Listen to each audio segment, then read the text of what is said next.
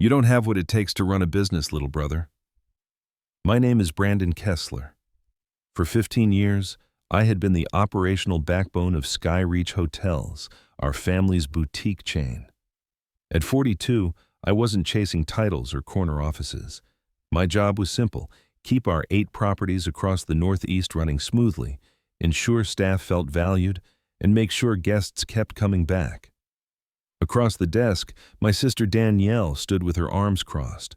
She'd been president of Skyreach for exactly 11 days, ever since our father stepped into the chairman role. Her very first executive decision? Getting rid of me. "The board agrees we need fresh perspectives," she said coolly, watching me empty my desk drawer. "We've hired a consultant from Marriott to handle your responsibilities." I nodded, keeping my face unreadable.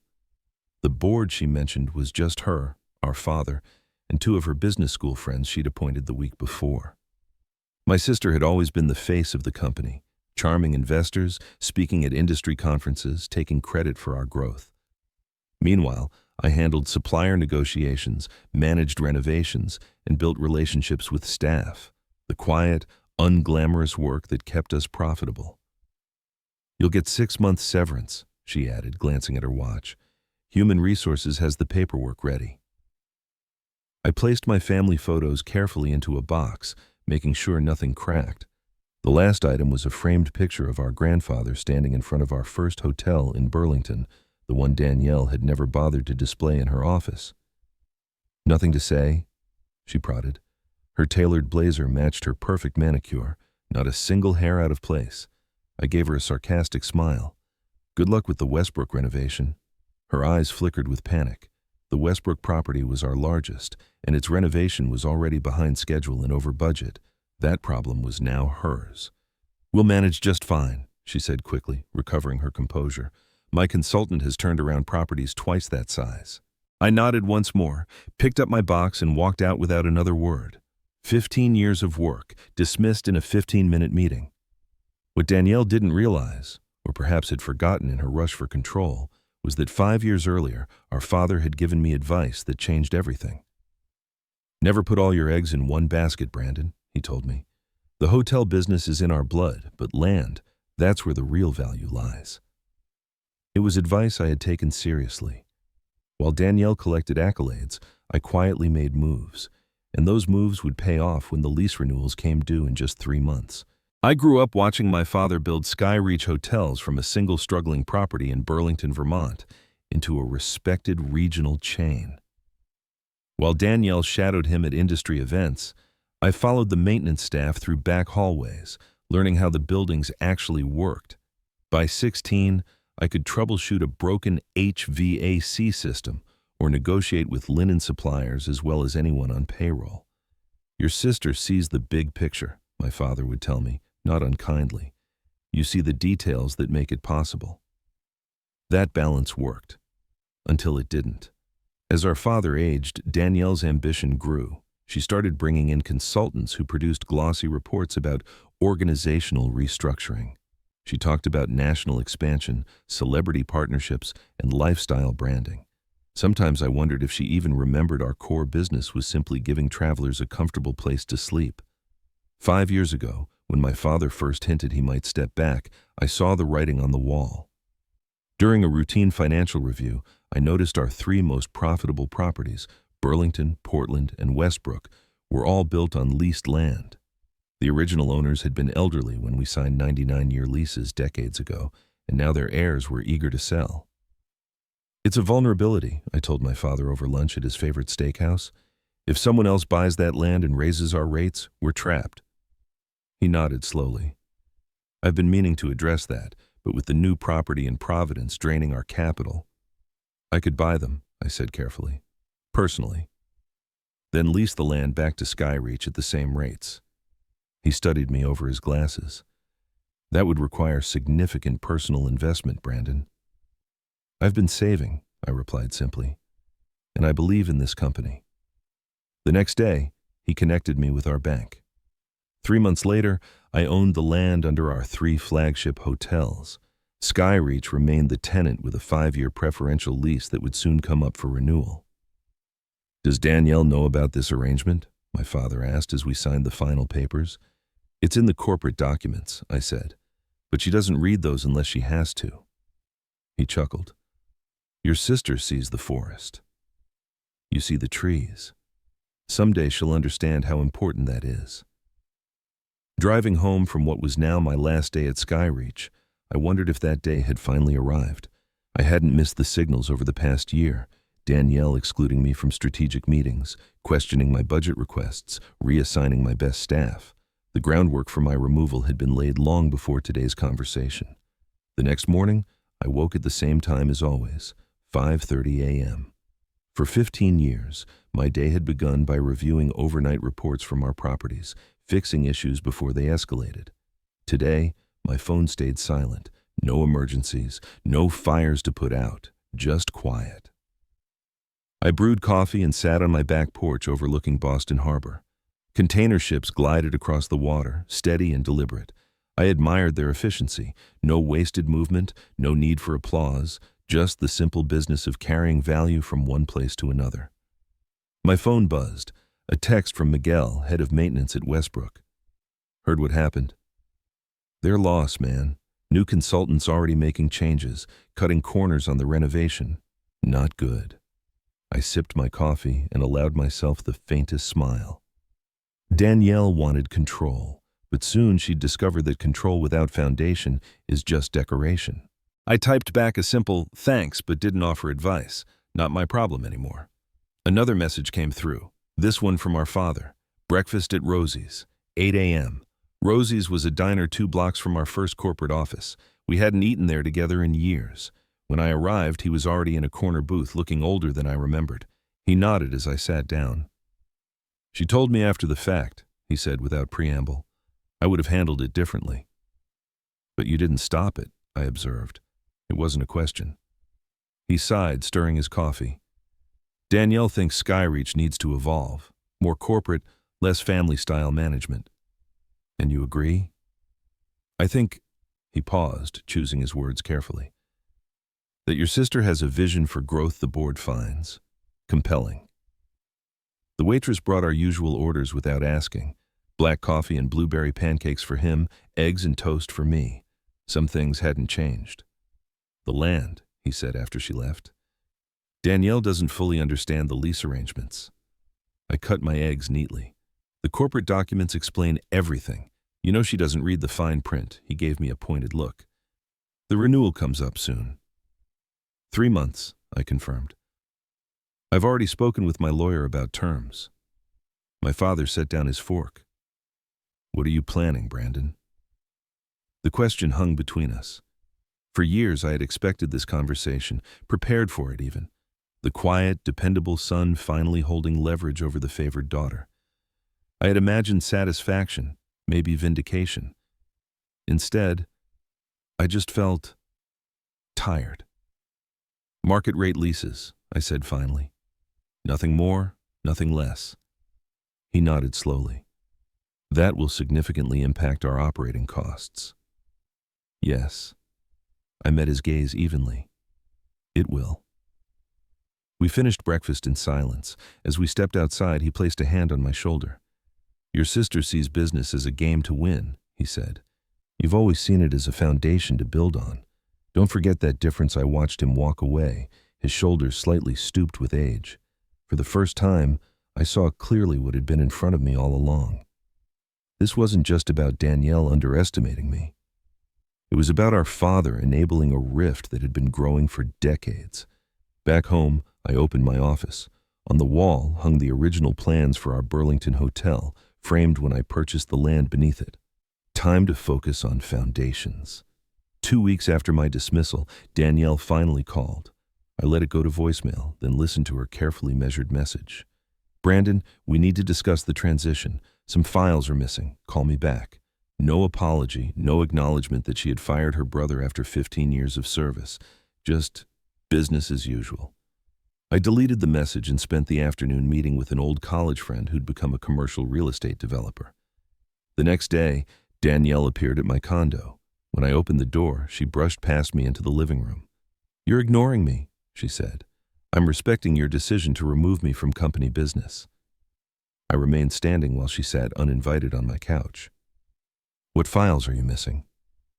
Vendor contracts, maintenance schedules, complete renovation plans for Westbrook. She frowned. And financial documents. There's a gap in our property lease information. Everything is in the shared drive, I replied, organized by property and department just like always. Well, your system isn't exactly intuitive. She crossed her legs, her designer heel bouncing with irritation. And your replacement needs context. I poured myself a coffee without offering her one. My replacement is a hospitality consultant who supposedly turned around properties twice our size. I'm sure he can figure out a filing system. Her eyes narrowed at hearing her own words thrown back at her. This isn't helpful, Brandon. The company needs... I don't work for the company anymore, I interrupted. Remember? Danielle stood, smoothing her skirt. Fine. I'll have legal request the documents formally. Do what you need to do, I said, walking toward the door. Our conversation was over. A week later, a certified letter arrived from Skyreach's lawyer requesting all documents pertaining to company operations. I forwarded it to my attorney, who responded with a detailed list of everything already available on company servers and a polite reminder that my personal notes and materials were my property. Meanwhile, calls began coming in from Skyreach employees. The new consultant was cutting staff hours, deferring maintenance, replacing longtime suppliers with cheaper alternatives. Morale was collapsing. Guests were noticing. Rather than satisfaction, I felt something hollow. These were people I'd worked with for years. Some I had personally hired. Their livelihoods were being threatened by my sister's vision and my absence. Then came the email from our property insurance provider requesting clarification on recent ownership changes affecting 3 key properties. Apparently, Danielle had tried to update the policies and stumbled onto the truth. The company didn't own the land under our most profitable hotels. I did. I forwarded the email to my lawyer without comment. The next morning, my father called. Did you know? His voice was tight. That Danielle doesn't read legal documents? Yes. A heavy sigh. She's called an emergency board meeting. Claims you've hidden critical information from the company. Nothing was hidden, I replied evenly. Every lease agreement is properly documented. The company has been paying me rent for 5 years. Paying you? He sounded genuinely confused. The accounting shows payments to BK Holdings. She thought that was a property management company, BK Holdings. Brandon Kessler Holdings. My sister had been signing off on financial statements for years, not realizing she was approving payments to her own brother. The board meeting is tomorrow, my father continued. You should be there. I'm not on the board anymore, I reminded him. Brandon, his voice softened. This is still our family business. After hanging up, I sat at my desk, turning my grandfather's old hotel key between my fingers, the same key that opened the first property he had transformed into Skyreach. Family business indeed, but families were supposed to protect one another. My lawyer called an hour later. Skyreach's attorneys are requesting information about lease renewals. How do you want to proceed? I made my decision. Send them the new terms. Market rate, no exceptions. The Westbrook Hotel stood 8 stories tall on the corner of Ocean Avenue, its large windows catching the morning light off Casco Bay. I had personally overseen its transformation from a tired motor lodge into one of our most distinctive properties. Now I sat in my car across the street, watching guests stream through its doors, completely unaware of the corporate storm building behind the scenes. My phone buzzed with a text from Patricia, my lawyer. They've received the new lease terms, expecting a response today. I knew the numbers would shock them. The below-market rates I had offered 5 years ago had saved Skyreach nearly $2 million annually across the 3 properties. The new terms would erase that advantage completely. As I watched, a familiar silver Mercedes pulled into the reserved parking spot near the entrance. Danielle. She wasn't supposed to be in Portland today.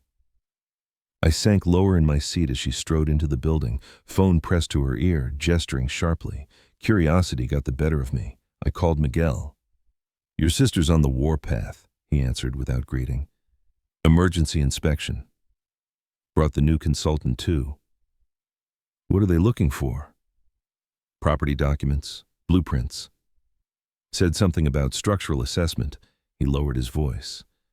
Between us, I think they're trying to figure out if they can challenge your ownership claim. After thanking him, I drove to the Portland Public Records Office. Using my laptop, I pulled up the original deed transfers, property surveys, and lease agreements. All perfectly legal, all properly filed, as expected.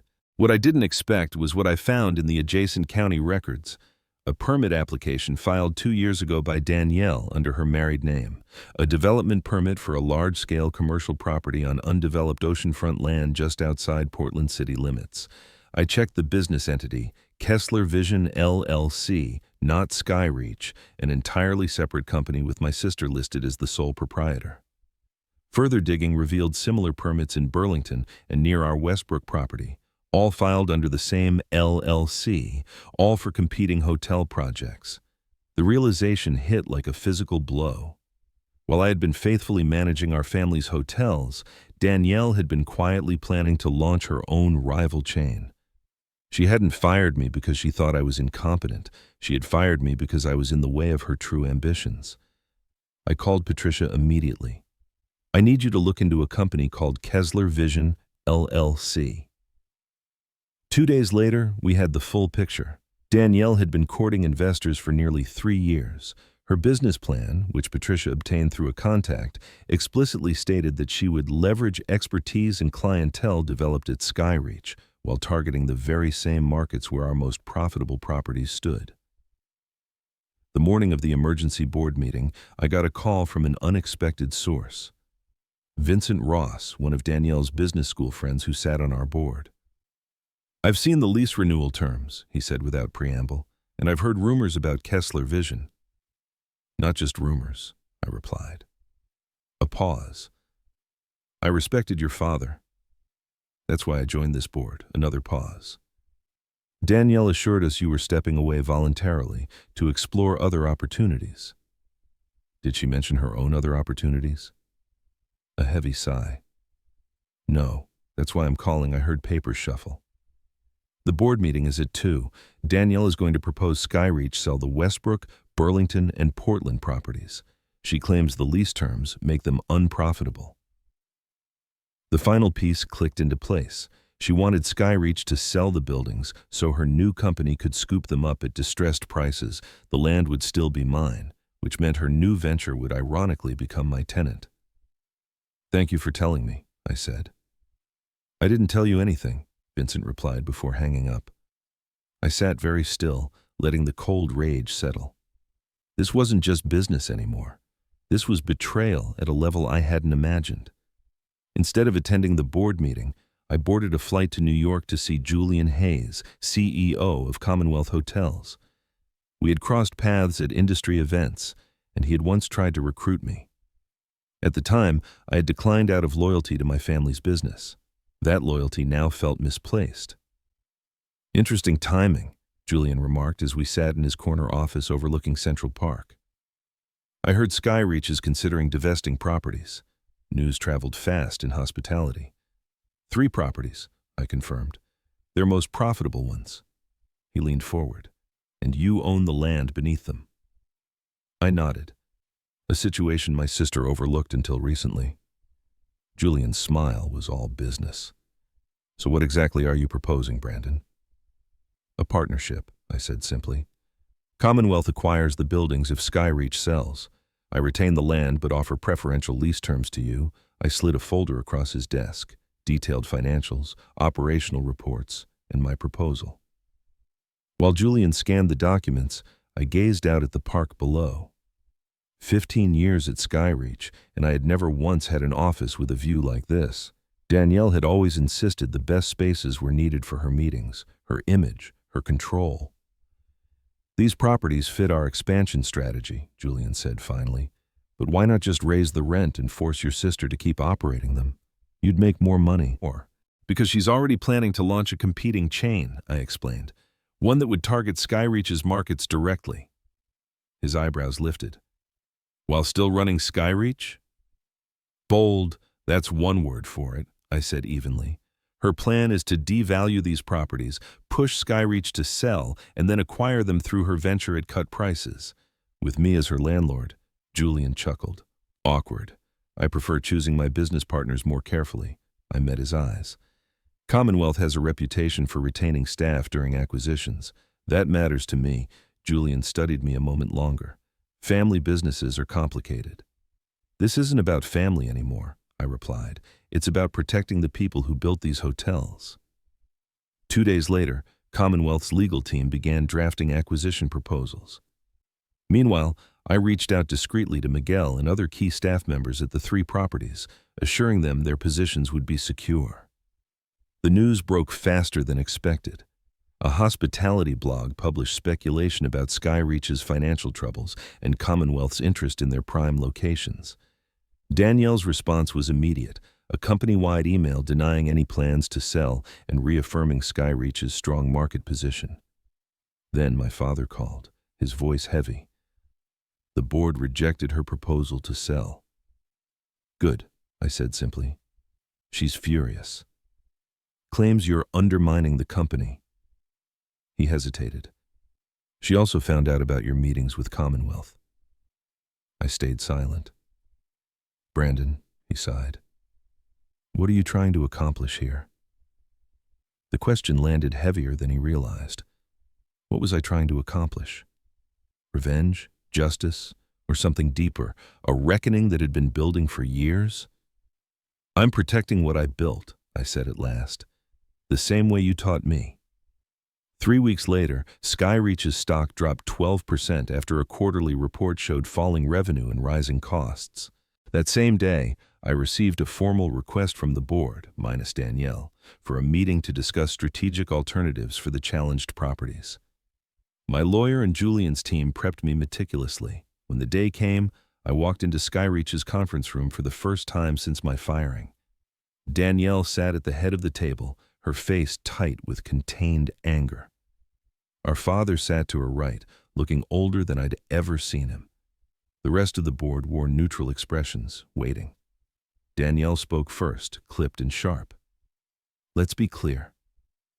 My brother is attempting a hostile takeover of the company our father built. Incorrect, I said calmly. I'm exercising my rights as a property owner. Commonwealth is interested in acquiring buildings Skyreach no longer wishes to maintain. Under the new lease terms, Vincent Ross cleared his throat. The board never approved selling those properties. The board was presented with misleading information, I countered. Sliding folders across the table, I continued. These documents show that while serving as president, Danielle was simultaneously developing a competing chain, targeting the same markets. The room went silent. My father's face drained of color as he opened his folder. This is absurd, Danielle sputtered. Kessler Vision is a consulting firm, not a hotel development company with filed permits in 3 Skyreach markets, I finished for her. Not a business plan that explicitly states its goal of leveraging Skyreach's expertise and clientele? My father turned toward her, betrayal etched on his face. Is this true? Her silence was answer enough. I pressed on. Commonwealth's offer exceeds market value. It guarantees staff retention and customer commitments. I paused deliberately. Something Danielle's venture had no intention of doing. You've been planning this for years, she accused, voice trembling. Buying the land, waiting to spring your trap. No, I said. I bought the land to protect our family's business. You're the one who decided I wasn't part of that family anymore. The board voted unanimously to accept Commonwealth's offer, with one abstention, our father, who sat motionless. As the meeting ended, Danielle stormed out without a word. Vincent quietly approached me afterward. The board will request Danielle's resignation tomorrow, he said. We'll need interim leadership. I shook my head. Not me. I've made other arrangements. 1 year later, I stood on the rooftop terrace of the former Westbrook Hotel, now the flagship of Commonwealth's Northeast Collection. Renamed the Harbor View, much remained unchanged. Miguel still ran maintenance. Most staff stayed on. Guests still enjoyed the same ocean views that made it special. Julian joined me, handing over a report. Revenue's up 17% from last year. You were right about the local market. As consulting director for Commonwealth's regional properties, I worked mostly behind the scenes, negotiating suppliers, mentoring staff, ensuring standards. No corner office, no power suits, no boardroom battles, just the work itself, which had always been enough. "Seen your father lately?" Julian asked. I nodded. "Monthly dinners. He's adjusting to retirement." After the takeover, he stepped down entirely. Skyreach still operated 5 hotels, though none performed like the ones Commonwealth had acquired. "And your sister?" "Kessler Vision filed for bankruptcy last month." I said it without triumph or regret. Turns out ambition and a degree weren't enough to run hotels. We stood in silence, watching boats cross the harbor. Eventually, Julian left, and I remained alone with my thoughts. My phone buzzed, a text from my father. "Dinner tonight, bringing the grandkids." I smiled and confirmed. My niece and nephew weren't responsible for their mother's actions, and I had made sure to keep my bond with them intact.